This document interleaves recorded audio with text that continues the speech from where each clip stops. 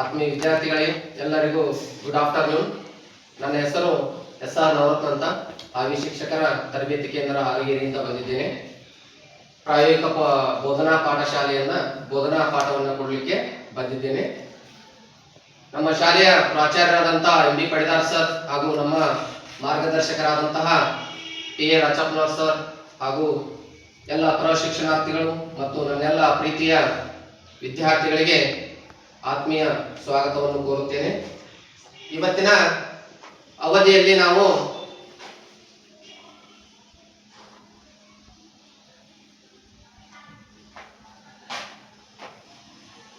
ಎಂಟನೇ ತರಗತಿಯ ಅಧ್ಯಾಯ 16 ಆದಂತಹ ಬೆಳಕು ಎಂಬ ಪಾಠವನ್ನ ಆಯ್ದುಕೊಂಡಿದ್ದೇವೆ.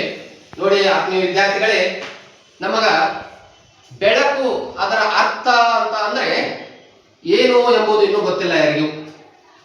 ನೋಡಿ, ಏನಂತೀವಿ ನಾವು? ಮುಂಜಾನೆ ಎದ್ದ ತಕ್ಷಣ ಬೆಳಕು ನಮ್ಮ ಕಣ್ಣ ಮೇಲೆ ಬಿತ್ತು ಅಂತ ಅಂತೀವಿ.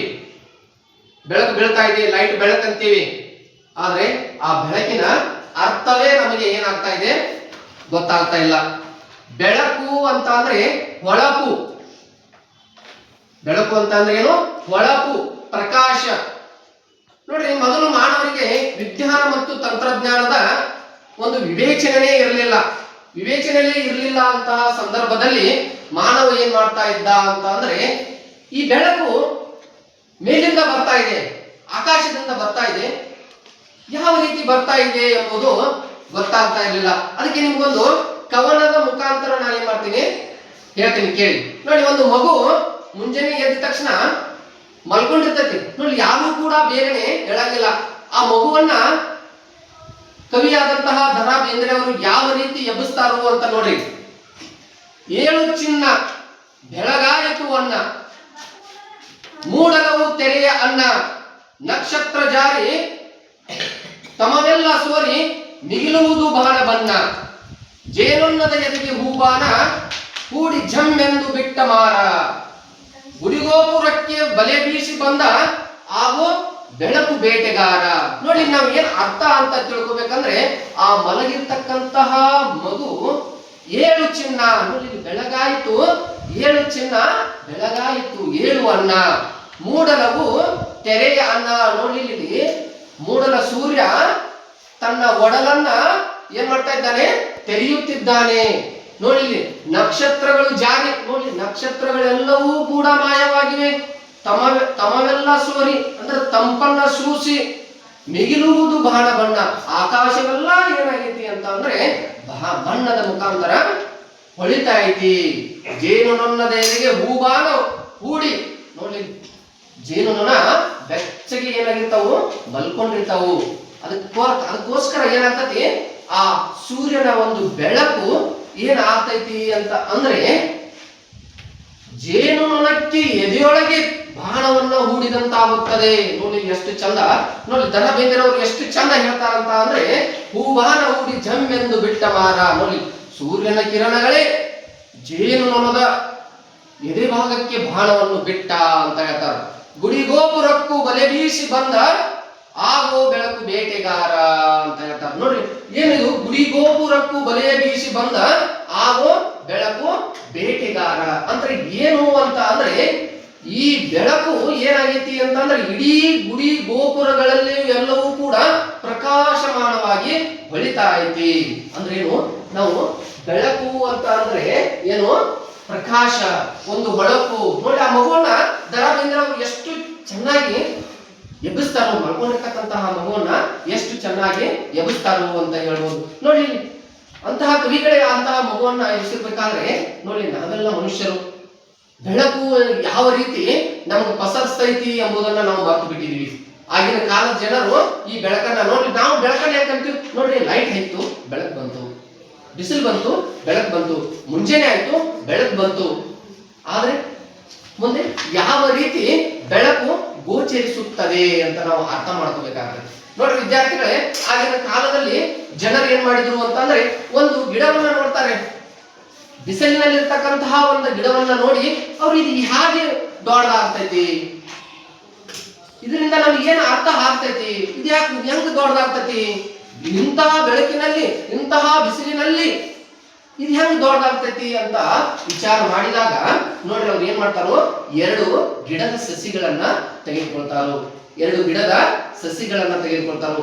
ಒಂದು ಗಿಡದ ಸಸಿಯನ್ನ ಬಿಸಿಲಿನಲ್ಲಿಟ್ಟು ನೀರನ್ನ ಹಾಕ್ಲಿಕ್ಕೆ ಪ್ರಾರಂಭ ಮಾಡ್ತಾರೋ. ಇನ್ನೊಂದು ಗಿಡದ ಸಸಿಯನ್ನ ಏನ್ ಮಾಡ್ತಾರೋ, ಮನೆಯ ಒಳಗಡೆ ಒಂದು ಕೋಣೆಯಲ್ಲಿ ಇಟ್ಟು ನೀರನ್ನ ಹಾಕ್ಲಿಕ್ಕೆ ಪ್ರಾರಂಭ ಮಾಡ್ತಾರೋ. ಅವನ್ನ ಅರ್ಥ ಮಾಡ್ಕೋಬೇಕು ನೋಡ್ರಿ. ಏನ್ ಅರ್ಥ ಮಾಡ್ಕೋತೀನಿ, ಯಾವ ಗಿಡ ಬೇಗ ದೊಡ್ಡದಾಗ್ತೈತಿ ನೋಡ್ರಿ. ಹೌದು, ಅದಕ್ಕೂ ಅಷ್ಟೇ ಸಮಯದವರೆಗೆ ನೀರನ್ನ ಹಾಕ್ತಿವಿ, ಇದಕ್ಕೂ ಅಷ್ಟೇ ಸಮಯದವರೆಗೆ ನೀರನ್ನ ಹಾಕ್ತಿವಿ.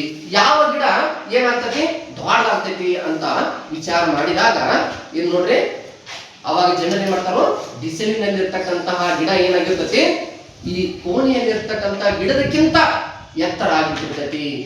ಯಾಕಿದು ಎತ್ತರ ಆಗಿರ್ತೈತಿ ಅಂತ ನಾವು ತಿಳ್ಕೊಬೇಕಾದ್ರೆ ಆ ಜನರಿಗೆ ಯಾವ ರೀತಿ ಬುದ್ಧಿಮಟ್ಟ ನೋಡ್ರಿ. ಆವಾಗ ತಂತ್ರಜ್ಞಾನ ಇಲ್ಲ, ವಿಜ್ಞಾನ ಇಲ್ಲ, ಯಾವುದೂ ಇಲ್ಲ.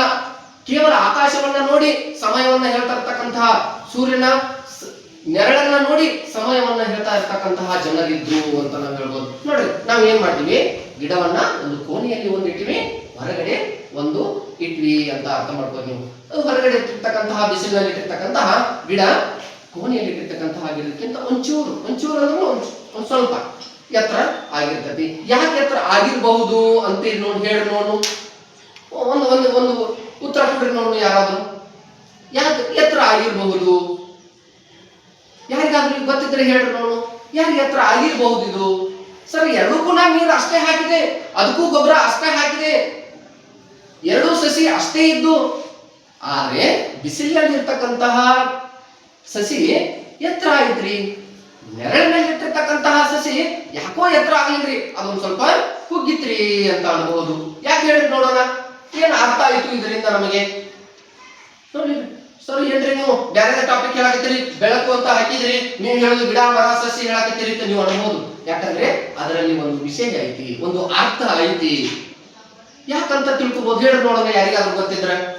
ಯಾಕೆ ಸರ್ ಆ ಗಿಡ ಯಾಕೆ ಎತ್ತರ ಆತ್ರಿ, ಈ ಗಿಡ ಯಾಕೆ ಎತ್ತರ ಆಗ್ಲಿಲ್ರಿ ಅಂತ ನೀವು ಹೆಂಗ್ ಹೇಳ್ತೀರಿ? ನೋಡ್ರಿ, ಹೆಂಗ್ ಹೇಳ್ತೀರಿ ಅಂತ ಅಂದ್ರೆ, ಯಾವಾಗ ಒಂದು ಸಸ್ಯ ಬೆಳೆಬೇಕಾದ್ರೆ ನೋಡ್ರಿ, ನೋಡ್ರಿ ನಾವು ಊಟ ಮಾಡ್ಬೇಕಾದ್ರೆ ಹೋಗ್ಬೇಕು, ದುಡಿಬೇಕು, ಅಲ್ಲಿಂದ ಸಂಬಳವನ್ನು ತಗೋಬೇಕು, ಏನಾದ್ರೂ ಕಾಯಿಪಲ್ಲೆ ತರಬೇಕು, ಕಿರಾಣಿ ತರಬೇಕು, ಅದನ್ನ ತರಬೇಕು, ತಂದು ಊಟ ಮಾಡ್ಬೇಕು, ಇಲ್ಲ ಹೊಲದಲ್ಲಿ ಬೆಳೆ ಬರ್ತಕ್ಕಂತ ಬೆಳೆಯನ್ನ ಊಟ ಮಾಡ್ಬೇಕು ನಾವು. ಆದ್ರ ಸಸ್ಯಗಳು ಹಾಗಲ್ಲ. ಸಸ್ಯಗಳು ತಮ್ಮ ಆಹಾರವನ್ನೇ ತಾವೇ ತಯಾರಿಸಿಕೊಳ್ಳುತ್ತವೆ. ನೋಡ್ರಿ ವಿಚಾರ ಮಾಡಿ ನಾವು ಯಾವ ರೀತಿ ತಯಾರಿಸ್ತವೆ ನೋಡ್ರಿ. ಅದಕ್ಕೆ ನೋಡ್ರಿ, ಸೂರ್ಯನ ಬೆಳಕಿನ ಕಿರಣಗಳಿಂದ ಸಸ್ಯಗಳು ಏನ್ ಮಾಡ್ತಾವು, ತಮ್ಮ ಆಹಾರವನ್ನು ತಾವೇ ತಯಾರಿಸುತ್ತವೆ. ನೋಡಿ, ನಾವು ಇದಕ್ಕೆ ದ್ಯುತಿ ಸಂಶ್ಲೇಷಣೆ ಕ್ರಿಯೆ, ಇದ್ರ ಮುಖಾಂತರ ಜನರು ಏನಾಯ್ತು, ಬೆಳಕು ನಮಗೆ ಎಷ್ಟು ಬೇಕು ಅಂತ ನಾವು ಅರ್ಥ ಮಾಡ್ಕೊಂಡಿದ್ವಿ. ನೋಡ್ರಿ, ಒಂದು ಎಕ್ಸಾಂಪಲ್ ನಿಮ್ಗೆ ನಿಮ್ಮ ವಯಸ್ಸಿಗೆ ತಕ್ಕಂತೆ ಒಂದು ಎಕ್ಸಾಂಪಲ್ ಕೊಡ್ತೀನಿ. ನೀವು ನೋಡಿರ್ತಕ್ಕಂತ ಒಂದು ಎಕ್ಸಾಂಪಲ್ ನೋಡ್ರಿ. ನೀವು ಏನ್ ಮಾಡಿರ್ತೀರಿ, ಒಂದು ಎಮ್ಮೆಯನ್ನ ತಗೊಂಡಿರ್ತೀರಿ. ಆ ಎಮ್ಮೆಯನ್ನ ತಗೊಂಡಿರ್ತೀರಿ, ಅದು ಹಲವಾರು ತಿಂಗಳುಗಳ ಕಾಲ ನೀವೇನ್ ಮಾಡ್ತೀರಿ, ಶೆಡ್ಡಿನಲ್ಲೇ ಕಟ್ಟಿಬಿಟ್ಟಿರ್ತೀರಿ.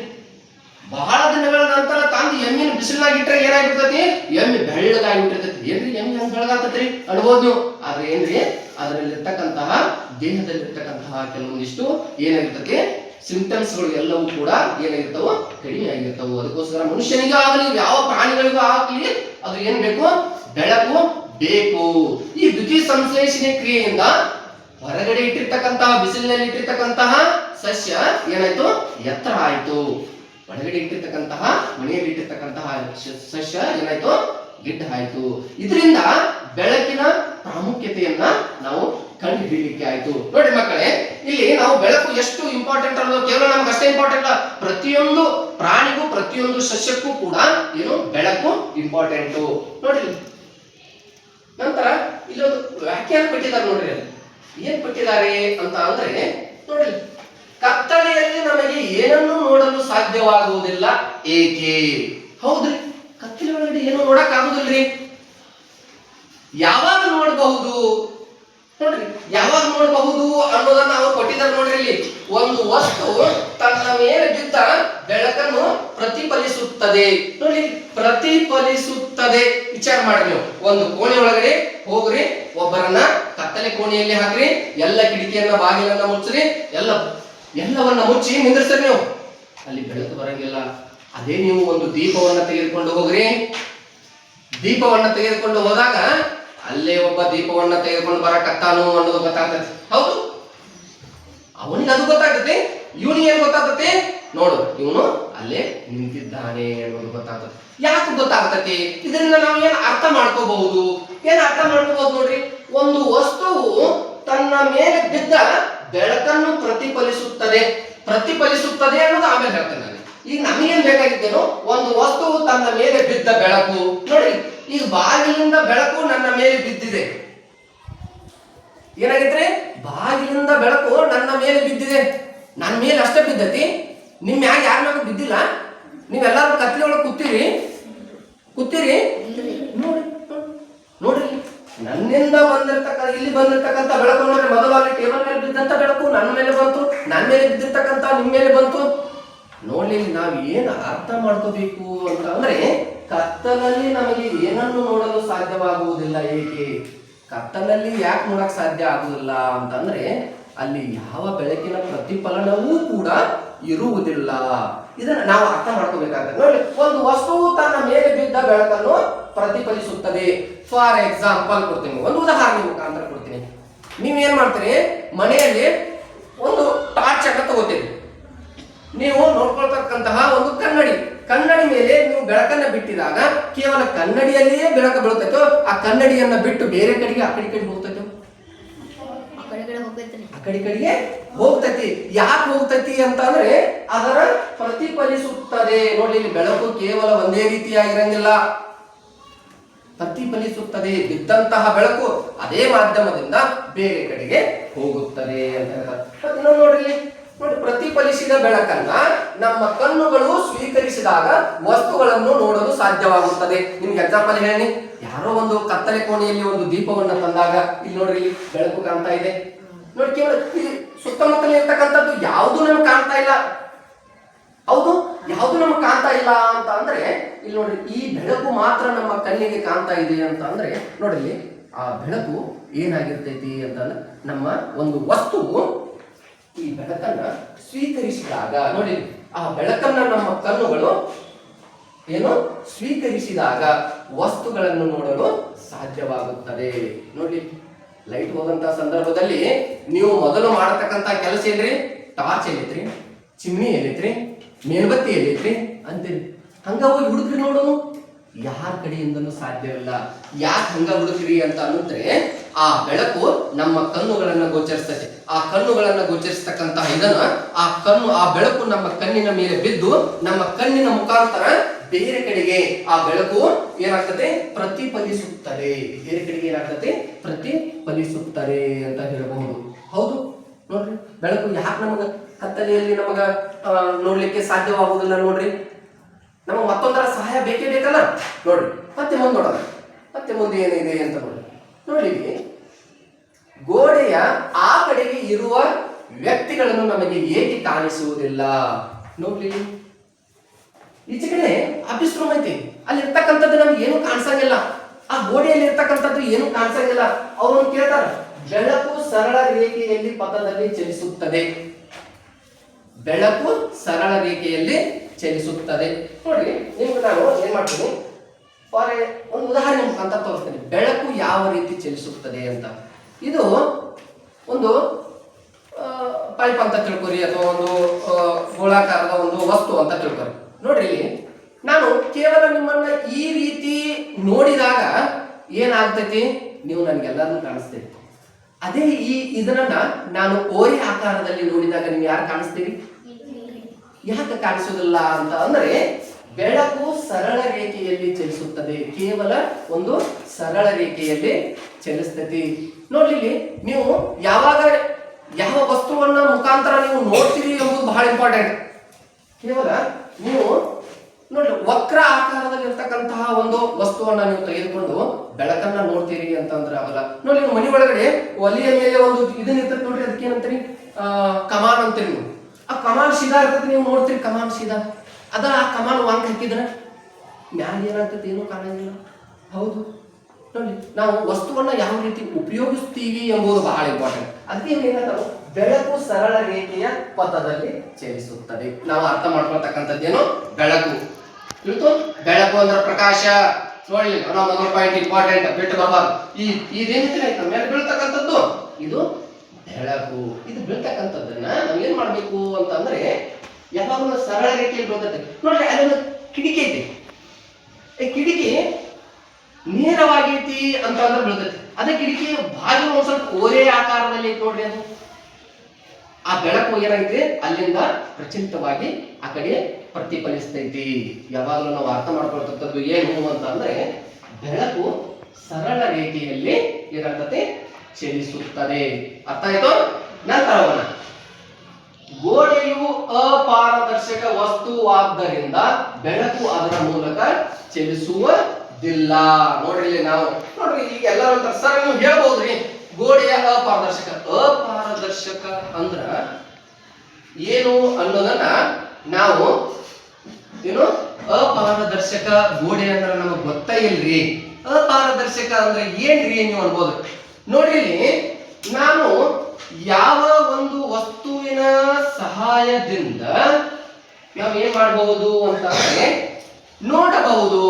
ಒಂದು ವಸ್ತುವಿನ ಸಹಾಯದಿಂದ ನೋಡ್ರಿ ಇದೊಂದು ಹಾಳೆ. ಈ ಹಾಳೆ ನಮಗೆ ಏನಾಗ್ತತಿ ಬೆಳಕಿನ ಅಂತರದಲ್ಲಿ ನಾವು ಹಿಡಿದಾಗ ಆ ಕಡೆ ಇರ್ತಕ್ಕಂತಹ ಎಲ್ಲ ವಸ್ತು ನಮಗೆ ಕಾಣಿಸುತ್ತದೆ. ನೋಡಿ ಯಾವ ಒಂದು ವಸ್ತುವಿನ ಮೂಲಕ ಹಾದು ಹೋಗ್ತಕ್ಕಂತಹ ಬೆಳಕು ಅದನ್ನ ಪಾರದರ್ಶಕ ಅಂತೀವಿ. ಯಾವ ಒಂದು ವಸ್ತುವಿನ ಮೂಲಕ ಬೆಳಕು ಹಾದು ಹೋಗುವುದಿಲ್ಲವೋ ಅದನ್ನು ನಾವು ಏನಂತೀವಿ ಅಪಾರದರ್ಶಕ ಅಂತೀವಿ. ನೋಡ್ರಿ ಈ ಗೋಡೆಯಿಂದ ಬೆಳಕ ಕಡೆ ಹೋಗಿತ್ರಿ ಇಲ್ಲ. ಇದು ಏನು ಅಪಾರದರ್ಶಕನು ಅಪಾರದರ್ಶಕನು. ಅದೇ ನಾವು ಏನ್ ಮಾಡ್ತೀನಿ, ಒಂದು ಗ್ಲಾಸ್ ಅನ್ನ ತಗೋತೀನಿ, ಒಂದು ಗಾಜು ದರ್ಪಣವನ್ನ ನಾನು ತಗೋತೀನಿ. ತಗೊಂಡ ತಕ್ಷಣ ನಾನು ಹಿಡಿದ ತಕ್ಷಣ ಏನಾಗ್ತೀನಿ ಈ ಕಡೆ ಅವ್ರ ಕಡೆ ಕಾಣಿಸಾಕತ್ತಾರ್ರಿ. ಹೌದು ನೋಡ್ರಿ, ನೀವು ದವಾಖಾನೆ ಒಳಗೆ ಹೋಗಿರ್ಬೋದು. ನೀವು ಏನ್ ಮಾಡಿರ್ತಾರೋ ಕೌಂಟರ್ದಾಗ ಕೂತಿರ್ತಾರ, ಕೌಂಟರ್ದಾಗ ಆ ಕಡೆ ಕೂತ್ ಬರ್ಕೋತಿರ್ತಾರ, ಗುಳಿಗೆ ಚೀಟಿ ಕೊಡ್ತಿರ್ತಾರ, ಅವ್ರೆಲ್ಲರೂ ನಮಗ್ ಕಾಣಿಸ್ತಿರ್ತಾರ, ಅವ್ರಿಗೆ ನಾವು ಕಾಣಿಸ್ತಿರ್ತೀವಿ. ಆ ರೀತಿ ಬೆಳಕು ಒಂದು ವಸ್ತುವಿನ ಮೂಲಕ ಹಾದು ಹೋಗ್ಬೇಕು. ಇಲ್ಲಿ ನಮ್ಗೆ ಏನ್ ಪ್ರಶ್ನೆ ಆಗಿದ್ದು ಅಂತಂದ್ರೆ ಗೋಡೆಯ ಆ ಕಡೆ ಇರುವ ವ್ಯಕ್ತಿಗಳು ನಮಗೆ ಏಕೆ ಕಾಣಿಸುವುದಿಲ್ಲ? ಗೊತ್ತಾಯ್ತು? ಗೋಡೆಯ ಮೂಲಕ ಯಾಕೆ ಕಾಣಿಸುವುದಿಲ್ಲ? ಅದು ಅಪಾರದರ್ಶಕ. ಅಪಾರದರ್ಶಕ ಅಂದ್ರೆ ಬೆಳಕು ಆ ವಸ್ತುವಿನ ಮೂಲಕ ಹಾದು ಹೋಗಂಗಿಲ್ಲ. ಅದಕ್ಕ ಅದು ಈ ಗೋಡೆಯ ಮೂಲಕ ಬೆಳಕು ಚಲಿಸುವುದಿಲ್ಲ. ಅದಕ್ಕೋಸ್ಕರ ಗೋಡೆ ಆಚೆ ಕಡೆ ಯಾರ್ದಾರ ನಮ್ಗೆ ಗೊತ್ತಿಲ್ರಿ, ನಮಗ ಅವ್ರ ಕಾಣಿಸಂಗಿಲ್ರಿ, ಬೆಳಕು ಕೂಡ ಹೋಗಂಗಿಲ್ರಿ ಅಂತ.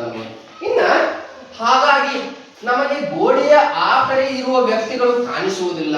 ನೋಡಿ ಅದನ್ನ ಹೇಳಿ ನಿಮ್ಗೆ ಇವಾಗ ಅದು ಅಪಾರದರ್ಶಕ. ಪಾರದರ್ಶಕ ಮತ್ತು ಅಪಾರದರ್ಶಕ ಹೇಳಿ ಅಂದ್ರೆ ಏನು? ಆ ಬೆಳಕು ಹಾದು ಹೋಗೋಕೆ ಕಡೆಯಿಂದ ನಾವು ಒಂದು ವಸ್ತುವಿನಿಂದ ಬೆಳಕು ಹಾದು ಆ ಕಡೆಗೆ ಹೋಗ್ಬೇಕು, ಅದು ಪಾರದರ್ಶಕ. ಅಪಾರದರ್ಶಕ ಅಂದ್ರೆ ಏನು? ಬೆಳಕು ಆ ವಸ್ತುವಿನ ಮೂಲಕ ಹಾದು ಹೋಗ್ಲಿಲ್ಲ ಅಂತ ಅಂದ್ರೆ ಅದು ಅಪಾರದರ್ಶಕ.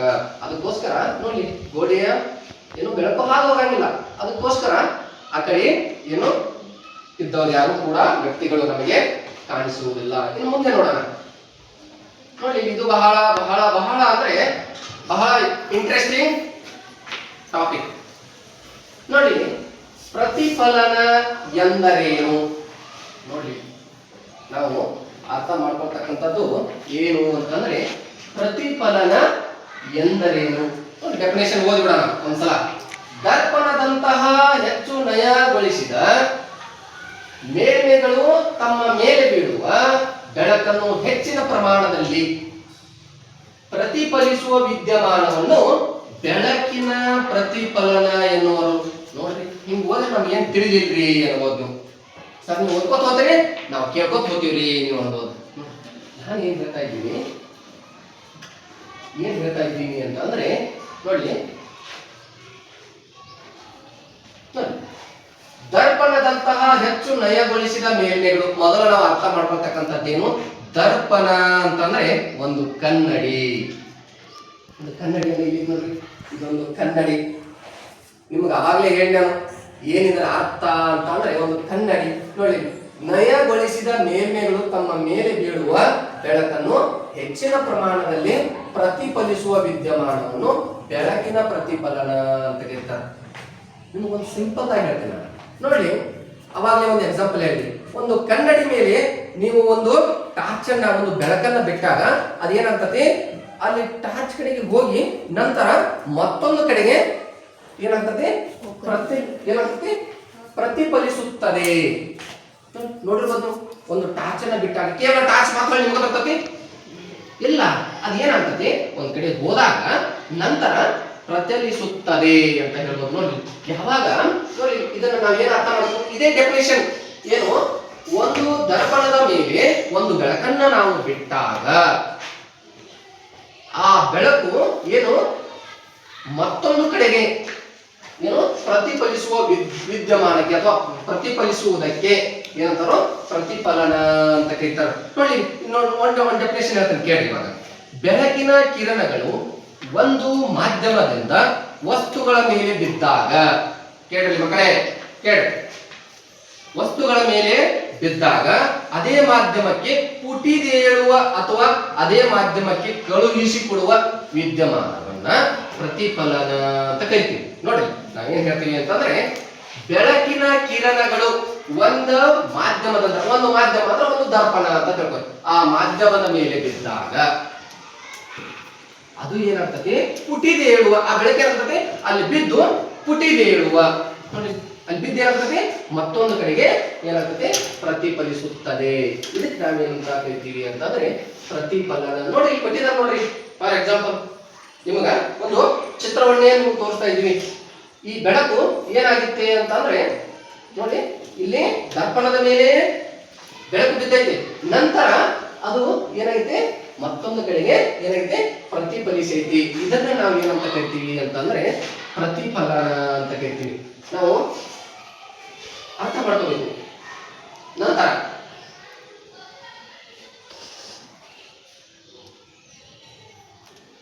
ಬೆಳಕಿನ ಪ್ರತಿಫಲನದ ನಿಯಮಗಳು ನೋಡಿ.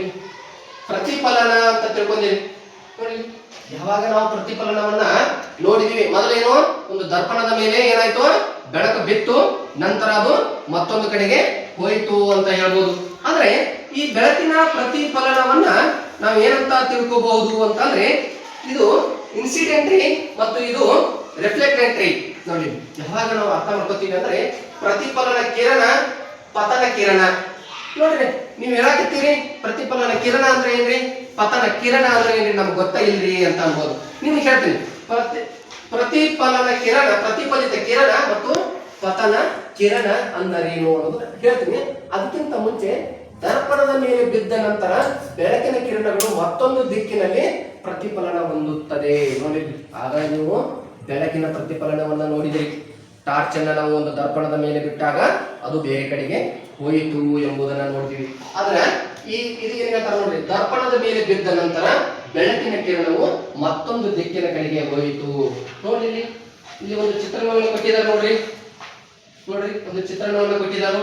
ಇಲ್ಲಿ ಅವ್ರೇನ್ ಮಾಡಿದಾರು, ಒಂದು ಟಾರ್ಚ್ ಅನ್ನು ಹಾಕಿದ್ದಾರೆ. ನೋಡಿ ಈ ಬಿದ್ದಿರ್ತಕ್ಕಂತ ಬೆಳಕು ನೋಡ್ರಿ ಎಷ್ಟು ಕಡೆಗೆ, 1 2 3 ಕಡೆಗೆ ಹೋಗಿ, ಹೌದು ಸರ ನೋಡಿ ಬೇರೆ ಬೇರೆ ಕಡೆಗೆ ಹೋಗಿತ್ತಲ್ಲ ಅದು.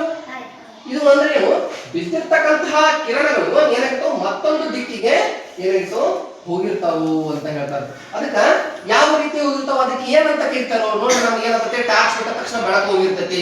ಆ ಬೆಳಕಿಗೂ ಕೂಡ ಒಂದು ಅರ್ಥವನ್ನ ಕೊಟ್ಟಿರ್ತಾರೆ. ಒಂದು ಪತನ ಕಿರಣ, ಇನ್ನೊಂದು ಪ್ರತಿಫಲಿತ ಕಿರಣ. ಏನು ಪತನ ಕಿರಣ ಅಂತ ಅಂದ್ರೆ ಏನು, ನಾವು ಬಿಟ್ಟಿರ್ತಕ್ಕಂಥ ಏನು ನಾವು ಟಾರ್ಚ್ ನಿಂದ ಏನ್ ಬಿಟ್ಟಿರ್ತೀವಲ್ಲ ನೋಡಿ, ಯಾವುದೇ ಸಮತಲದ ಮೇಲೆ ಬೀಳುವ ಕಿರಣವನ್ನು ಪತನ ಕಿರಣ ಎಂದು ಕರೆಯುತ್ತಾರೆ. ನೋಡಿ ನಾವು ಟಾರ್ಚ್ ಇಂದ ಬಿಟ್ಟಿರ್ತಕ್ಕಂತಹ ಕಿರಣ ನೋಡಪುಟ ನೋಡು, ನಾವು ಬಿಟ್ಟಿರ್ತಕ್ಕಂತಹ ಕಿರಣವನ್ನ ಪತನ ಕಿರಣ. ನಾವು ಏನ್ ಟಾರ್ಚ್ ಇಂದ ನಾವು ಬೆಳಕನ್ನ ಬಿಟ್ಟಿರ್ತೀವಿ, ಅದು ಪತನ ಕಿರಣ ಆಗಿರ್ತೈತಿ. ನಂತರ ಬಿಟ್ಟಿರ್ತಕ್ಕಂತಹ ಬೆಳಕು ಮತ್ತೊಂದು ಕಡೆಗೆ ಏನಾಗಿರ್ತೈತಿ ಪ್ರತಿಫಲನ ಏನು ಗೊಂಡಿರ್ತೈತಿ ನೋಡಿ. ಇಲ್ಲಿ ನಾವು ಬೆಳಕನ್ನ ಬಿಟ್ಟಿವಿ, ಇಲ್ಲಿ ಅದು ಬೆಳಕು ಏನಾಗಿತ್ತು ಪ್ರತಿಫಲಿಸಿತು. ಬಿಟ್ಟಿರ್ತಕ್ಕಂತಹ ಬೆಳಕು ಅದು ಪತನ ಕಿರಣ, ಅಲ್ಲಿಂದ ಪ್ರತಿಫಲಿಸಿದಂತಹ ಕಿರಣ ಏನಾಗಿರ್ತೈತಿ ಅದು ಪ್ರತಿಫಲಿತ ಕಿರಣ ಆಗಿರ್ತೈತಿ. ಇದನ್ನ ನಾವು ಏನ್ ಮಾಡಬಹುದು ನೋಡಿ, ಡೆಫಿನೇಷನ್ ಮುಖಾಂತರ ನಾವು ನೋಡಬಹುದು.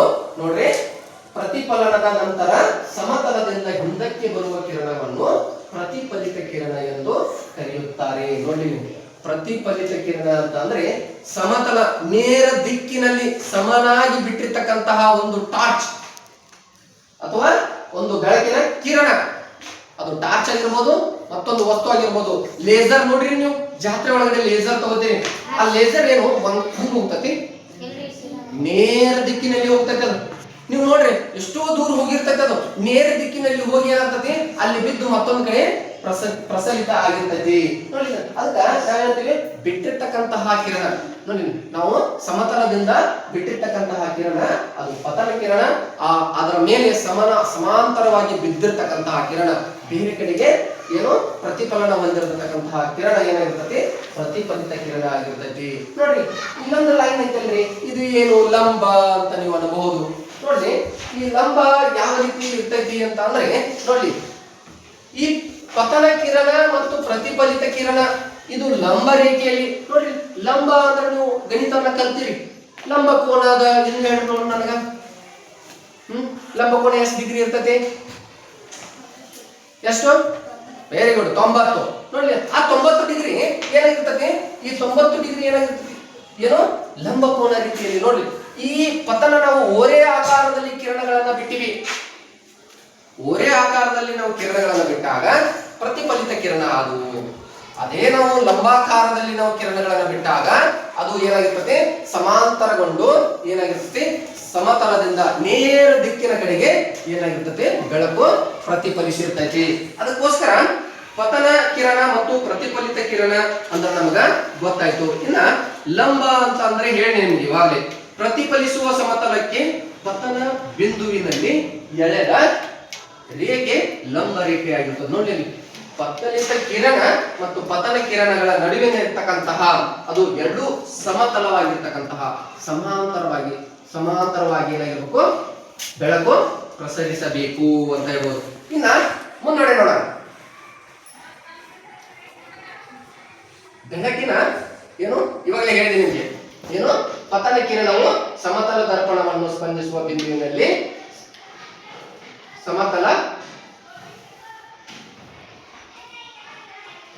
ಸಮತಲ ದರ್ಪಣವನ್ನು ಪ್ರತಿನಿಧಿಸುವ ರೇಖೆಯೊಂದಿಗೆ 90 ಡಿಗ್ರಿ ಕೋನವನ್ನು ಉಂಟು ಮಾಡುವಂತೆ ಒಂದು ರೇಖೆಯನ್ನು, ಲಂಬ ರೇಖೆಯನ್ನು ನೋಡಿ 90 ರೇಖೆಯಂತೆ. ನೋಡ್ರಿ ನೀವೇನ್ ಮಾಡಬಹುದು ಅಂತ ಅಂದ್ರೆ, ಓರೆ ಆಕಾರದಲ್ಲಿ ನೀವು ಬೆಳಕನ್ನ ಬಿಟ್ಟಾಗ ಏನಾಗ್ತದೆ, ಮತ್ತೊಂದು ಕಡೆಗೆ ಪ್ರಚಲಿಸುತ್ತೆ ಅದು. ನಂತರ ನೀವು 90 ಡಿಗ್ರಿಯಲ್ಲಿ ಲಂಬಾಕಾರದಲ್ಲಿ ನೀವು ಬಿಟ್ಟಾಗ ಏನು ಅಂತಂದ್ರೆ,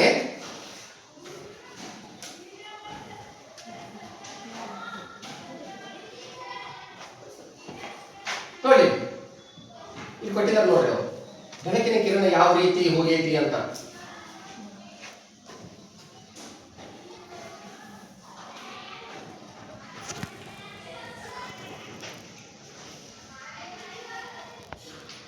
ನೋಡಿ ಇದು ಪತನ ಕಿರಣ, ಇದು ಪ್ರತಿಫಲಿತ ಕಿರಣ.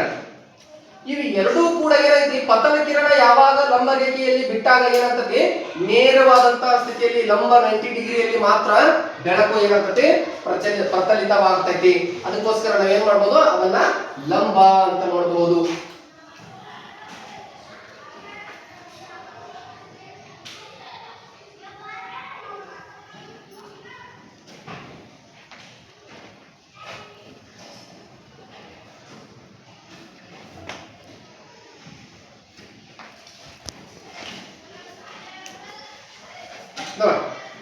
ಇನ್ನ ಪತನ ಕಿರಣ ಮತ್ತು ಲಂಬಗಳ ನಡುವಿನ ಕೋನವನ್ನು ಪತನ ಕೋನ ಎಂದು ಕರೆಯುತ್ತಾರೆ. ನೋಡಿ ಪತನ ಕಿರಣ ಮತ್ತು ಲಂಬಗಳ ನಡುವೆ ಇರ್ತಕ್ಕಂತಹ ಕೋನ ನೋಡಿ, ಇಲ್ಲಿ ಏನಿರ್ತದೆ, ಇದು ಈ ಕೋನ ಏನಾಗಿರ್ತೈತಿ ಅಂತಂದ್ರೆ ಲಂಬ ಕೋನ, ಅಂದ್ರೆ ಪತನ ಕೋನ ಅಂತ ಆಗಿರ್ತದೆ.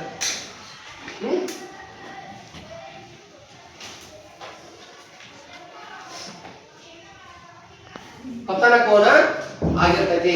ಇನ್ನ ಲಂಬ ಮತ್ತು ಪ್ರತಿಫಲಿತ ಕೋನ ನೋಡಿ, ಪ್ರತಿಫಲಿತ ಕಿರಣ ಮತ್ತು ಲಂಬ ಕಿರಣಗಳ ಮಧ್ಯದಲ್ಲೇ ಇರ್ತಕ್ಕಂತಹ ಒಂದು ಕೋನವನ್ನ ಪ್ರತಿಫಲನ ಕೋನ ಅಂತ ನಾವು ಕರಿತೀವಿ. ಇದು ಏನು, ಬೆಳಕು ಯಾವ ರೀತಿ ಏನಾಗ್ತದೆ, ಮತ್ತೊಂದು ಕಡೆಗೆ ಪ್ರತಿಫಲನಗೊಳ್ತೈತಿ ಎಂಬುದನ್ನು ನಾವು ತಿಳ್ಕೊಂಡಿದೀವಿ. ಮುಂದೆ ನೋಡೋಣ. ಇಲ್ಲಿ ಕೊಟ್ಟಿದ್ದಾರೆ ನೋಡಿ ಕೆಲವೊಂದಿಷ್ಟು ನಿಯಮಗಳನ್ನ ನೋಡಿ. ಬೆಳಕಿನ ಪ್ರತಿಫಲನದ ನಿಯಮಗಳು. ಯಾವ್ಯಾವ ಬೆಳಕಿನ ಪ್ರತಿಫಲನದ ನಿಯಮಗಳನ್ನ ನಾವು ಏನ್ ಮಾಡಬಹುದು ನೋಡಿ. ಇಲ್ಲಿ ಕೊಟ್ಟಿದ್ದಾರೆ ಒಂದು ಚಿತ್ರದಲ್ಲಿ ಎ ಮತ್ತು ಬಿ ಎಂಬ ಎರಡು ಚಿತ್ರಗಳನ್ನ ಕೊಟ್ಟಿದ್ದಾರೆ. ಪತನ ಕಿರಣ, ನಂತರ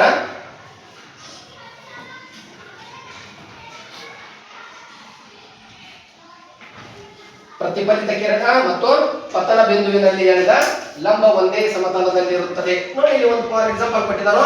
ಇಲ್ಲಿ ನೀವು ಏನ್ ಮಾಡ್ಬೋದು, ಒಂದು ಟಾರ್ಚ್ ಅನ್ನ ಅಲ್ಲಿ ಒಂದು ದರ್ಪಣದ ಮೇಲೆ ಬಿಟ್ಟಾಗ ನೋಡಿ, ಯಾವಾಗ ನೋಡಿ ನಾವು ಬಿಟ್ಟಿರ್ತಕ್ಕಂತಹ ಸಮಾಂತರ ರೇಖೆಯಲ್ಲಿ ಬಿಟ್ಟಿದೀವಿ, ಬೆಳಕನ್ನ ಸಮಾಂತರ ರೇಖೆಯಲ್ಲಿ ನಾವು ಬಿಟ್ಟಿದ್ವಿ. ಮತ್ತು ಅದು ಏನಾಗಿತ್ತು ಅಂತಂದ್ರೆ ಪ್ರತಿಫಲನವೂ ಕೂಡ ಸಮಾಂತರ ರೇಖೆಯಲ್ಲಿನೇ ಹೋಗಿತ್ತು ನೋಡ್ರಿ. ಸಮಾಂತರ ರೇಖೆಯಲ್ಲಿ ಬಿಟ್ಟಂತಹ ಪ್ರತಿಫಲನವು ಸಮಾಂತರ ರೇಖೆಯಲ್ಲಿನೇ ಹೋಗೈತಿ. ನಾವು ಬಿಟ್ಟಿರ್ತಕ್ಕಂತಹ ಬೆಳಕು ಓರೆ ಆಕಾರದಲ್ಲಿ ಹೋಗೈತಿ ಇಲ್ಲ. ಅದು ಅಂದ್ರೆ ನಾವೇನು ಅರ್ಥ ಮಾಡ್ಕೋಬೇಕು ಅಂತಂದ್ರೆ, ನಾವು ಬಿಟ್ಟಿರ್ತಕ್ಕಂತಹ ಕೋನ ಅಂದ್ರೆ ನಾವು ಬಿಟ್ಟಿರ್ತಕ್ಕಂತಹ ಬೆಳಕು ಪತನ ಕೋನ ಏನಾಗಿರ್ತದೆ, ಸಮಾಂತರ ದಿಕ್ಕಿನಲ್ಲಿ ಚಲಿಸ್ತೈತಿ ಅಂತ ಹೇಳ್ಬಹುದು. ಮುಂದೆ ಪತನ ಕಿರಣಗಳು, ಪ್ರತಿಫಲಿತ ಕಿರಣಗಳು ಮತ್ತು ಪತನ ಬಿಂದುವು ಕೂಡ ಏನಾಗಿರ್ತೈತಿ, ಸಮಾಂತರ ಅಂದ್ರ ಸಮತಲದಲ್ಲಿ ಇರ್ತೈತಿ ಅಂತ ಹೇಳ್ಬೋದು. ಇನ್ನ ಇದು ಬಹಳ ಇಂಪಾರ್ಟೆಂಟ್ ಅಂದ್ರೆ ನಿಮ್ಗೆ ಎಲ್ಲರಿಗೂ ಗೊತ್ತಿರ್ತಕ್ಕಂತಹ ಒಂದು ಪಾರ್ಶ್ವ ಪರಿವರ್ತನೆ. ನೋಡ್ರಿ, ಇದು ನಿಮ್ಗೆ ನೀವೆಲ್ಲರೂ ಕೂಡ ಏನ್ ಮಾಡಿದ್ರಿ ನೋಡಿರ್ತೀರಿ. ದಿನಾಲೂ ಕೂಡ ಏನಾಗಿರ್ತದೆ ನೋಡಿ. ಈ ಮಗು ಏನ್ ಮಾಡಕತ್ತೈತಿ ಹೇಳ್ರಿ, ಕನ್ನಡಿ ಮುಂದೆ ನಿಂತು ನೋಡಕತ್ತೈತಿ. ಅದು ಎಷ್ಟು ಚಂದ ಐತಿ ನೋಡ್ರಿ ಮಗು. ಕನ್ನಡಿ ಮುಂದೆ ನಿಂತು ಅದೇನ್ ಮಾಡಕತ್ತೈತಿ, ನೋಡಕತ್ತೈತಿ. ನೋಡಿ ಅದು ಒಂದು ಒಂದು ಒಂದು ಬೆರಳನ್ನ ಏನ್ ಮಾಡ್ತೈತಿ, ನೋಡ್ತೈತಿ. ನೋಡಿ ಎಷ್ಟು ಶಿಟ್ಲಿ ನೋಡ್ರಿ ಅದು. ನೋಡಿ ಒಂದು ಬೆರಳನ್ನ ಅದು ನೋಡೈತಿ. ಇದಕ್ಕೆ ಏನಂತ ಅರ್ಥ, ನಾವು ಏನಂತ ಅರ್ಥ ತಿಳ್ಕೊಬಹುದು, ಪಾರ್ಶ್ವ ಪ್ರತಿವರ್ತನೆ. ನೋಡಿ, ದರ್ಪಣದಿಂದ ಉಂಟಾಗುವ ಪ್ರತಿಬಿಂಬದಲ್ಲಿ ವಸ್ತುವಿನ ಎಡಭಾಗವು ಬಲಭಾಗದಂತೆ ಮತ್ತು ಬಲಭಾಗವು ಎಡಭಾಗದಂತೆ ಗೋಚರಿಸುತ್ತದೆ. ಇದನ್ನ ಪಾರ್ಶ್ವ ಪರಿವರ್ತನೆ ಮಗುಚುವಿಕೆ ಎನ್ನುತ್ತಾರೆ. ನೋಡಿ, ಕನ್ನಡಿ ಮುಂದೆ ನಿಂತು ನೀವು ಎಡಗೈಯನ್ನ ಎತ್ತಿದಾಗ ಕನ್ನಡಿ ನಮಗೆ ಏನು ತೋರಿಸುತ್ತದೆ, ಏನ್ ತೋರಿಸತ್ರಿ, ಬಲಗೈಯನ್ನು ತೋರಿಸುತ್ತದೆ. ನೋಡಿ, ನಾವು ಬಲಗೈಯನ್ನ ಎತ್ತಿದಾಗ ಏನು ತೋರಿಸುತ್ತದೆ, ಎಡಗೈಯನ್ನ ತೋರಿಸುತ್ತದೆ. ಇದಕ್ಕೆ ನಾವ್ ಏನಂತ ಕರಿತೀವಿ ಅಂತಂದ್ರೆ, ನೋಡ್ರಿ ನೀವು ಇನ್ನೊಂದು ಹೇಳ್ಬೋದು. ನೋಡಿ, ನಾವು ಈಚೆ ಕಡೆ ನೋಡಿ ಎರಡು ಕಣ್ಣುಗಳು ಇರ್ತಾವ.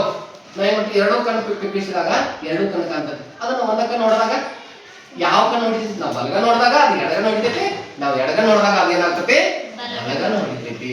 ಇದು ನಾವ್ ಏನ್ ಅರ್ಥ ಮಾಡ್ಕೋಬಹುದು, ಪಾರ್ಶ್ವ ಪರಿವರ್ತನೆ ಅಂತ ಅರ್ಥ ಮಾಡ್ಕೋಬಹುದು. ನೋಡ್ರಿ, ಎಲ್ಲರಿಗೂ ಗೊತ್ತಿರ್ತಕ್ಕಂಥ ಸರ್, ನಾವು ದಿನಾನು ಮನೆಯೊಳಗೆ ಕನ್ನಡಿಯನ್ನ ನೋಡ್ತೀವ್ರಿ, ದಿನಾನು ಪೌಡರ್ ಹಚ್ಕೋತೀವಿ, ರೆಡಿ ಆಗ್ತೀವಿ, ಚಂದಾಗಿ ಬರ್ತೀವ್ರಿ. ಆದ್ರೆ ನಮಗ ಇದು ಯಾವ್ದು ಗೊತ್ತೇ ಇಲ್ಲಲ್ರಿ ಅನ್ನಬಹುದು ನೀವು.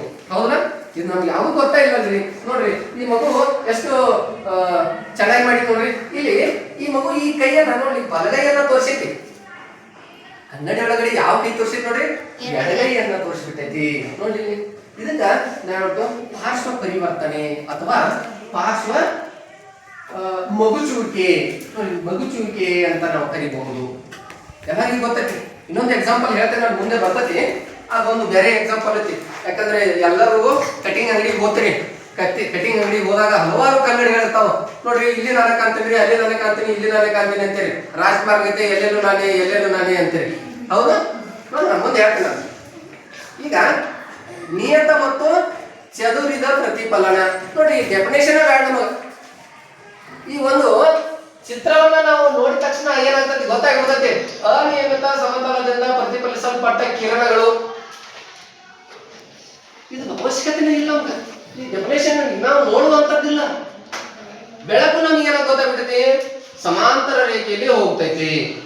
ಹೌದು, ಸಮಾಂತರ ರೇಖೆಯಲ್ಲಿ ಬೆಳಕು ಹೋಗ್ತೈತಿ ಅನ್ನೋದು ನಮಗೆ ಗೊತ್ತಾಗೈತಿ. ನೋಡಿ, ಕೆಲವೊಂದಿಷ್ಟು ಗಾಜುಗಳನ್ನ ಹೊಡೆದಿಡ್ರಿ ನೀವು.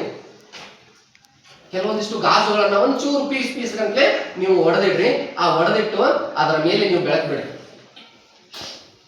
ಬೆಳಕು ಬಿಟ್ಟಾಗ ಏನಾಗ್ತತಿ, ಆ ಬೆಳಕು ಒಂದು ಈ ಕಡೆ ಹೋಗಿರ್ತತಿ, ಒಂದು ಈ ಕಡೆ ಹೋಗಿರ್ತತಿ, ಒಂದು ಈ ಕಡೆ ಹೋಗಿರ್ತತಿ, ಒಂದು ನಮ್ಮ ಮ್ಯಾಗ ಬಿದ್ದಿರ್ತತಿ. ಹೌದು? ಯಾಕೆ ಹೇಳ್ರಿ? ಆ ದರ್ಪಣ ಏನಾಗಿಬಿಟ್ಟಿರ್ತೈತಿ ಅಂತಂದ್ರೆ ಚೂರು ನೋಡಿ, ಸಮತಲ ಅನಿಯತ ವಸ್ತು ನಮಗೆ ನಾವು ಬೆಳಕನ್ನ ಬಿಟ್ಟಾಗ ಏನಾಗ್ತತಿ, ಬೇರೆ ಕಡೆಗೆ ಅದು ಹೋಗ್ತೈತಿ ಅಂತ ಹೇಳ್ಬೋದು. ನೋಡಿ ಡೆಫಿನೇಷನ್ ನೋಡ್ಕೊಂಡ್ಬಿಡೋಣ. ಕೊಟ್ಟಿದ್ದಾರೋ ಡೆಫಿನೇಷನ್. ಒರಟಾದ ಅಥವಾ ಅನಿಯತ ಸಮತಲದಿಂದ ನೋಡು ಪ್ರತಿಫಲನಗೊಂಡ ಸಮಾಂತರ ಕಿರಣಗಳು ಸಮಾಂತರವಾಗಿರದಿದ್ದರೆ ಆ ಪ್ರತಿಫಲನವನ್ನು ಚದುರಿತ ಅಥವಾ ಅನಿಯತ ಪ್ರತಿಫಲನ ಎಂದು ಕರೆಯುತ್ತಾರೆ. ನೋಡಿ ಅವರೇ ಹೇಳ್ಬಿಟ್ಟಿದ್ದಾರೆ.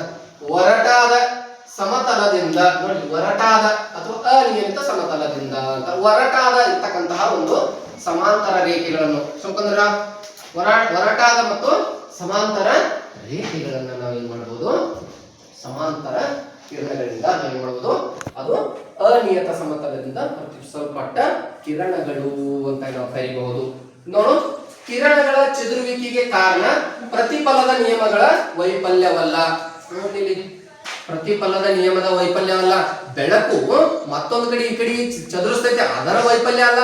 ನಾವು ಬಿಟ್ಟಿರ್ತಕ್ಕಂಥ ಪತನ ಕಿರಣವೂ ನೇರವಾಗೈತಿ, ಅದ ಪ್ರತಿಫಲಿತ ಕಿರಣ ಆ ಕಡೆ ಹೋಗೈತಿ. ಆ ಕಡೆ ಹೋದ್ರೂ ಕೂಡ ಅದು ಸಮಾಂತರ ರೇಖೆಯಲ್ಲಿನೇ ಹೋಗಿರ್ತೈತಿ. ನೋಡ್ರಿ ನೀವು, ಯಾಕಂದ್ರ ಯಾವಾಗ ಒರಟಾದ ಒಂದು ವಸ್ತುವನ್ನ ಅದರ ಮೇಲೆ ನಾವು ಬೆಳಕನ್ನ ಹರಿಸಿದಾಗ ಆ ಬೆಳಕು ಏನಾಗ್ತತಿ, ಬೇರೆ ಬೇರೆ ದಿಕ್ಕು ಕಡೆಗೆ ಹೋಗ್ತತಿ ಅಂತ ಹೇಳ್ಬೋದು. ಇದು ಏನು ಅನಿಯತ ಪ್ರತಿಫಲನ. ಇನ್ನ ಕಾರ್ಡ್ಬೋರ್ಡ್ ನಂತಹ ಪ್ರತಿಫಲಿಸುವ ಸಮತಲದಲ್ಲಿರುವ ಅನಿಯತ ಮೇಲ್ಮೆಗಳು ಚದುರುವಿಕೆಯನ್ನು ಉಂಟು ಮಾಡುತ್ತವೆ. ನೋಡಿ, ಕಾರ್ಡ್ಬೋರ್ಡ್, ಕೆಲವೊಂದಿಷ್ಟು ಕಾರ್ಡ್ಬೋರ್ಡ್ಗಳನ್ನ ನಾವು ನೋಡಿರಬಹುದು.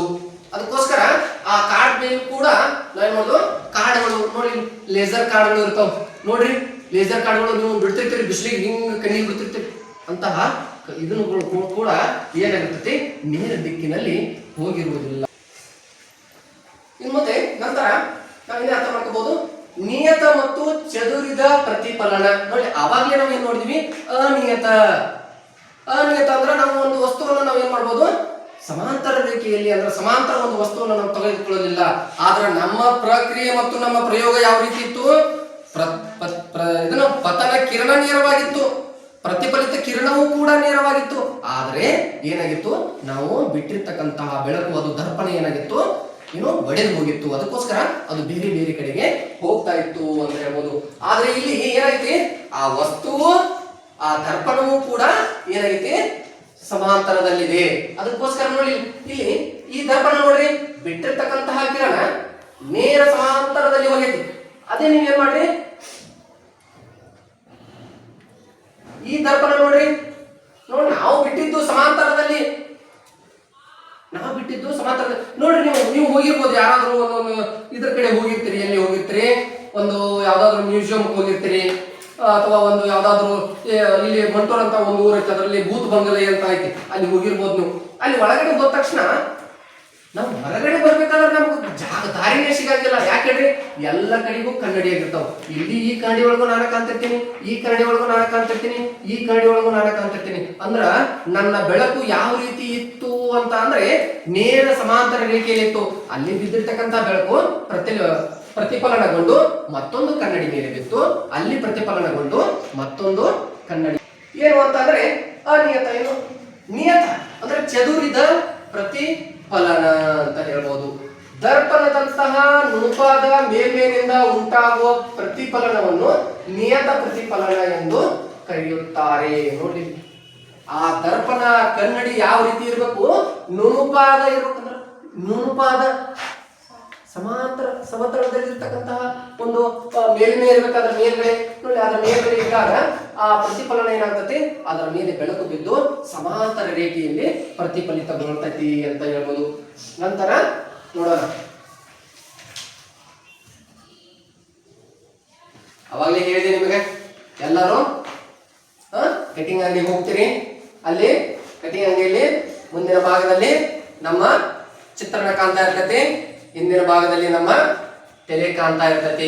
ಹೌದು, ಹೇಳ್ತಿರ್ತೀರಿ, ಸ್ವಲ್ಪ ಚೂರು ಚೆನ್ನಾಗಿ ಮಾಡಪ್ಪ, ಚೆನ್ನಾಗಿ ಮಾಡು ಅಂತ ಹೇಳ್ತಾ ಇರ್ತೀರಿ ನೀವು. ಹೌದು, ಯಾಕೆ ಅಂತ ಅಂದ್ರೆ ಪ್ರತಿಫಲಿತ ಬೆಳಕನ್ನು ಮತ್ತೆ ಪ್ರತಿಫಲಿಸಬಹುದು. ಅವಾಗ ಒಂದು ಎಕ್ಸಾಂಪಲ್ ಕೊಟ್ಟೆ, ಇದೊಂದು ಎಕ್ಸಾಂಪಲ್, 2 ಎಕ್ಸಾಂಪಲ್. ಮ್ಯೂಸಿಯಂ ನಲ್ಲಿ ಹೋದ ತಕ್ಷಣ ನೀವೇನ್ ಮಾಡ್ಬೋದು, ಒಂದು ಕನ್ನಡಿಯಿಂದ ಮತ್ತೊಂದು ಕನ್ನಡಿಗೆ ಏನಾಗಿತ್ತು, ಬೆಳಕು ಪ್ರತಿಫಲಿಸಿತ್ತು. ಹೌದು, ಇಲ್ಲಿಯೂ ಕೂಡ ಹಾಗೆ ನಾನು ನೋಡಿದ್ದು ಮುಂದ್ಗಡೆ, ನನ್ನ ಪ್ರತಿಫಲನವು ಹಿಂದ್ಗಡೆ ಏಕೆ ಬಿದ್ದಿದೆ ಅಂತ ಅಂದ್ರೆ ಅದು ಏನಾಯ್ತು, ಕ್ಷೌರಿಕ ಅಂಗಡಿಯ ದರ್ಪಣದಲ್ಲಿ ಪೆರಿಸ್ಕೋಪ್ಗಳಲ್ಲಿ ಉಂಟಾಗುವ ಪ್ರತಿಬಿಂಬಗಳು ಪ್ರತಿಫಲಿತ ಬೆಳಕಿನಿಂದ ಮತ್ತೆ ಬೆಳಕನ್ನು ಪ್ರತಿಫಲಿಸುತ್ತವೆ ಅಂತ ಹೇಳ್ಬೋದು. ನೋಡ್ರಿ ಮಕ್ಕಳೇ, ನಾವು ಕನ್ನಡಿಯಲ್ಲಿ ನಾವು ನೋಡ್ತಾ ಇರ್ತೀವಿ, ಆ ಬಿಂಬವು ಕೂಡ ಹಿಂದಿನ ಕನ್ನಡಿಯಲ್ಲಿ ಕಾಣಿಸ್ತಾ ಇರ್ತೈತಿ. ಅದೇ ರೀತಿಯೂ ಕೂಡ ನಾವು ಏನ್ ಮಾಡ್ಬೋದು, ಈ ಕನ್ನಡಿಯನ್ನ ಇಲ್ಲಿ ಕೊಟ್ಟಿದ್ದಾರೆ ನೋಡ್ರಿ, ಇದು ಇರ್ಬಹುದು ನೋಡ್ರಿ. ನಾವು ಈ ಇರ್ತಕ್ಕಂತಹ ಏನು ಇಲ್ಲಿರ್ತಕ್ಕಂತಹ ಒಂದು ಯಾವುದು ಪೆರಿಸ್ಕೋಪ್ ಅನ್ನ ನೋಡ್ರಿ.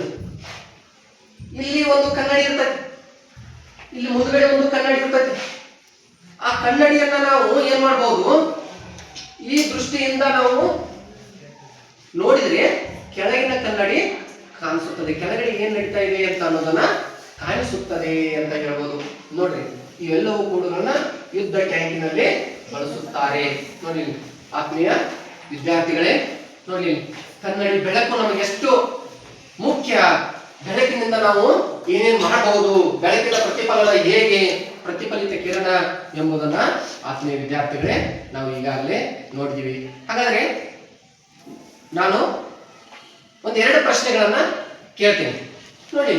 ಬಿದ್ದಂತಹ ಬೆಳಕು ಮತ್ತೊಂದು ದಿಕ್ಕಿನಲ್ಲಿ ಯಾವ ರೇಖೆಯಲ್ಲಿ ಚಲಿಸುತ್ತದೆ? ಯಾರು ಹೇಳ್ಬೋದ್ರಿ? ನೋಡಿ, ನಾವು ಬಿಟ್ಟಿರ್ತಕ್ಕಂತಹ ಒಂದು ಬೆಳಕು ಯಾವ ರೇಖೆಯಲ್ಲಿ ಚಲಿಸುತ್ತದೆ? ವೆರಿ ಗುಡ್, ಸರಳ ರೇಖೆಯಲ್ಲಿ. ನೋಡಿ, ಬಿದ್ದಿರ್ತಕ್ಕಂತಹ ಬೆಳಕು ಯಾವಾಗಲೂ ಸರಳ ರೇಖೆಯಲ್ಲಿ. ನೋಡಿ, ನಂತರ ಇನ್ನ ನಾವು ಏನ್ ಮಾಡ್ತೀವಿ, ಒಂದು ಟಾರ್ಚ್ ಅನ್ನ ತೆಗೆದುಕೊಂಡಿರ್ತೀವಿ. ಆ ಟಾರ್ಚ್ ನ ಬೆಳಕು ನಾವು ಮತ್ತೊಂದು ದರ್ಪಣದ ಮೇಲೆ ಬಿಟ್ಟಾಗ ಏನಾಗಿರ್ತತಿ, ಆ ಟಾರ್ಚ್ ನ ಬೆಳಕನ್ನ ನಾವು ಏನಂತ ಕರಿತೀವಿ? ಹೇಳಿ ನಿಮ್ಗೆ ನಾನು. ಆ ಟಾರ್ಚ್ ನ ದರ್ಪಣದ ಮೇಲೆ ಬಿಟ್ಟಾಗ ಆ ಟಾರ್ಚ್ ನ ಬೆಳಕನ್ನ ನಾವು ಏನಂತ ಕರಿತೀವಿ? ಯಾವ ಕಿರಣ ಅಂತ ಕರಿತೀವಿ? ಯಾವ ಕಿರಣ ಅಂತ ಕರಿತೀವಿ? ನಾವೇನಂತ ಕರಿತೀವಿ? ಪತನ ಕಿರಣ ಅಂತ ಕರಿತೀವಿ. ಬಿಟ್ಟಿರ್ತಕ್ಕಂತಹ ಬೆಳಕು ಪತನ ಕಿರಣ, ಅಲ್ಲಿಂದ ಪ್ರತಿಫಲಿಸಿರ್ತಕ್ಕಂತಹ ಕಿರಣ ಏನಾಗಿರ್ತತಿ? ಪ್ರತಿಫಲಿತ ಕಿರಣ ಆಗಿರ್ತತಿ. ಅದರ ಮಧ್ಯದಲ್ಲಿ ಇರ್ತಕ್ಕಂಥದ್ದೇ ಲಂಬ ಕಿರಣ. ನೋಡಿ ಆತ್ಮೀಯ ವಿದ್ಯಾರ್ಥಿಗಳೇ, ಇಲ್ಲಿಯವರೆಗೆ ಬೆಳಕು ಎಂಬ ಪಾಠವನ್ನ ಸ್ವಲ್ಪ ಒಂಚೂರು ಬೆಳಕಿನ ಬಗ್ಗೆ ನಿಮಗೆ ಹೇಳಿದೆ. ನೋಡಿ ನನಗೆ ಆತ್ಮೀಯ ವಿದ್ಯಾರ್ಥಿಗಳೇ, ಇವತ್ತಿನ ಅವಧಿಯಲ್ಲಿ ಬೆಳಕು ಎಂಬುದರ ಬಗ್ಗೆ ನಾವು ತಿಳಿದುಕೊಂಡಿದ್ದೇವೆ. ಇನ್ನೂ ಒಂಚೂರು ಬೆಳಕಿನ ಬಗ್ಗೆ ನಾವು ಮುಂದಿನ ಕ್ಲಾಸ್ನಲ್ಲಿ ತಿಳಿದುಕೊಳ್ಳೋಣ. ಇಲ್ಲಿಯವರೆಗೆ ನನಗೆ ಪಾಠ ಬೋಧನೆ ಮಾಡಲಿಕ್ಕೆ ಕೊಟ್ಟಿರ್ತಕ್ಕಂತಹ ನಮ್ಮ ಶಾಲೆಯ ಪ್ರಾಚಾರ್ಯರಾದಂತಹ ಎಂ.ಡಿ. ಪಡೆದಾರ್ ಸರ್ ಅವರಿಗೆ, ಹಿಡ್ಕಲ್ ಶಾಲೆಯ CRP ಅವರಿಗೆ, ಹಾಗೂ ಸರ್ಕಾರಿ ಹಿರಿಯ ಪ್ರಾಥಮಿಕ ಶಾಲೆ ಮುಖ್ಯ ಗುರುಗಳಾದಂತಹ ಗುರುಮಾತೆಯವರಿಗೆ, ಹಾಗೂ ನನ್ನ ಮಾರ್ಗದರ್ಶಕರಾದಂತಹ P.A. ರಾಚಪ್ಪನವರ್ ಸರ್ ಅವರಿಗೆ, ಮತ್ತು ಪ್ರಶಿಕ್ಷಣಾರ್ಥಿಗಳಿಗೆ ಹಾಗೂ ನನ್ನ ಪ್ರೀತಿಯ ಎಲ್ಲ ಮುದ್ದು ವಿದ್ಯಾರ್ಥಿಗಳಿಗೆ ತುಂಬ ಹೃದಯದ ಧನ್ಯವಾದಗಳು.